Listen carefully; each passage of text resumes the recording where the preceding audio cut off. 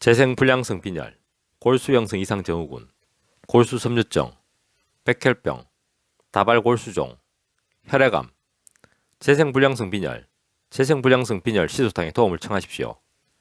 다음은 재생불량성 빈혈에 대해 서울 아산병원 홈페이지에 기재된 내용입니다. 정의, 재생불량성 빈혈은 골수 안에서 모든 세포의 모체가 되는 줄기세포를 만들지 못하여 혈액세포가 줄어들면서 생기는 질환입니다. 재생불량성 빈혈 환자는 적혈구, 백혈구, 혈소판 등 모든 혈액세포가 감소할 수 있습니다. 재생불량성 빈혈은 서양인보다 동양의 발생 빈도가 2에서 5배 정도 높습니다. 서양은 연간 100만 명당 2명 정도 발생하지만 우리나라에서는 그 발생 빈도가 2배에서 3배 정도 높습니다. 주로 15세에서 30세 및 60세 이상의 사람에게서 호발합니다. 남녀 비율은 같습니다. 원인, 재생불량성 빈혈의 원인은 대부분 밝혀지지 않았습니다. 면역계에 의해 생성된 항체가 자신의 줄기세포를 공격해서 파괴해버리는 자가면역 기전에 의해서 발생한 조혈모 세포의 장애에 의한 발병이 가장 알려진 발병 원인입니다. 선천성 재생불량성 빈혈은 판코니 빈혈, 선천성 이상각화증, 슈파치만 다이아몬드 증후군 등에 의해 발병할 수 있습니다. 후천성 재생불량성 빈혈의 가장 흔한 원인은 항암제, 설포나미드와 같은 항생제, 벤젠 등 유기용매, 살충제나 염색제 등의 화학물질입니다. 그 밖에 원인으로는 엑소슨, 자연방사선, 방사선 동위 원소 등이 있으며 바이러스성 감염 이후에 발병하는 경우도 있습니다. 그러나 절반 이상 그 원인을 찾을 수 없어 턱발성으로 분류됩니다.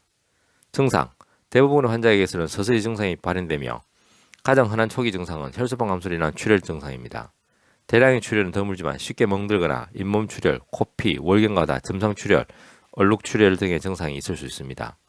또한 혈액 내 적혈구 감소로 인한 허약감, 피로감, 운동시 호흡곤란 등의 빈혈 증상과 과립구 감소로 인한 세균 감염으로 인한 발열, 상기도 감염, 폐렴 등을 초래할 수 있습니다. 그러나 비장종대, 간종대 또는 림프종대 등의 증상은 재생불량성 빈혈 환자에서는 매우 드물며 이러한 소견이 있는 경우에는 다른 진단 가능성을 고려해야 합니다. 진단, 재생불량성 빈혈의 진단은 말초혈액 검사와 골수조직 검사를 통해 알 수 있습니다. 말초혈액 검사에서는 범혈구 감소증이 특징적인 현상이며 교정망상구의 감소, 백혈구, 호중구 감소, 혈소판 감소도 확인됩니다. 골수조직 검사는 골수의 세포 충실도, 즉 조혈세포의 수가 감소한 것을 증명하는 검사입니다. 이는 확진을 위해서 반드시 필요합니다. 재생불량성 빈혈은 말초혈액 및 골수조직 검사를 기준으로 경증, 중정도, 중증으로 분류합니다. 조혈 기능의 정도를 파악하는 것이 치료의 형태를 결정하는 매우 중요한 요소입니다. 재생불량성 빈혈의 치료는 혈구 감소의 정도에 따라 결정됩니다. 중증이 아닌 경우 경과 관찰만 하거나 호르몬제 등을 통한 보존 치료를 하게 됩니다. 중증 재생불량성 빈혈의 주된 치료는 호르몬제, 면역억제 치료, 동종조혈모 세포 이식입니다. 이외에 적절한 수혈과 감염 치료를 위한 항생제 치료를 병행할 수 있습니다. 호르몬제는 다나졸과 같은 남성 호르몬을 주로 투여해야 합니다. 부작용으로는 체중 증가, 간 기능 검사 이상, 혈당 상승, 여드름, 모발 증가, 목소리 변성 등이 있으며 여성의 경우에 생리불순이 나타날 수 있습니다. 50세 이하의 젊은 환자에게 유전자가 일치하는 형제 공여가 있다면 동종조혈모 세포 이식을 1차적으로 시행할 수 있습니다.